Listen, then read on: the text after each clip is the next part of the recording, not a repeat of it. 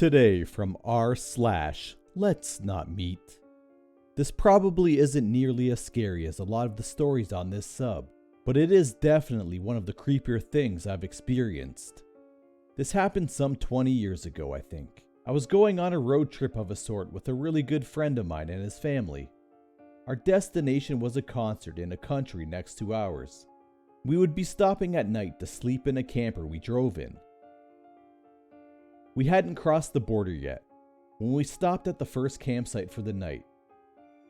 Now it seemed like a pretty family-friendly and safe space, so none of us had our guards up or anything. That night, at about 11 p.m. or so, while my friend and his family were getting ready for bed, I went outside to get some fresh air.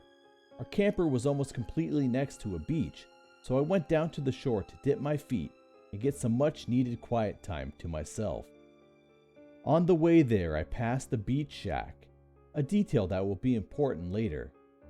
As I stood there, letting the waves lap over my feet, I noticed the silhouette of a man further down the beach, but it was a public space for campers, so I didn't think much of it. After being absorbed by splashing in the water with my feet and enjoying the moonlight, I decided to make my way back. Of course, it was getting very dark the late hour, but I don't scare easily. Now, as a woman in the modern world, I usually do keep my guard up after dark. But that thought never occurred to me since I felt it was in a safe environment so close to the campsite. Anyways, as I was walking back, I noticed that the silhouette of a man further down the beach was gone. But even more worrying was the fact that I was nearing the beach shack when I saw someone seem to be trying to hide from my view behind it. Immediately I was on alert and called a friend I knew would be awake. I gave the shack a wide berth while talking loudly to my friend about how she was coming to meet me. After not too long, I got safely back to the campsite and hopped in bed in the caravan. I didn't tell my friend or his family because even though I was scared, there could have been many logical, non-threatening answers to what I saw. I put it out of mind, and the rest of the trip went off without a hitch. About a year or so later, I was talking to my friend about the trip and suddenly remembered the creepy experience. I told him.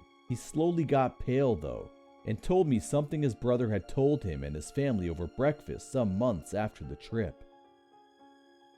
The same night after I'd gotten back and gone to bed, his brother had gotten up late at night to get some water, but when he passed the window right by his bed, he saw a man standing there, outside looking in the window. As soon as he was seen, the man left, but it definitely creeped out the brother a lot.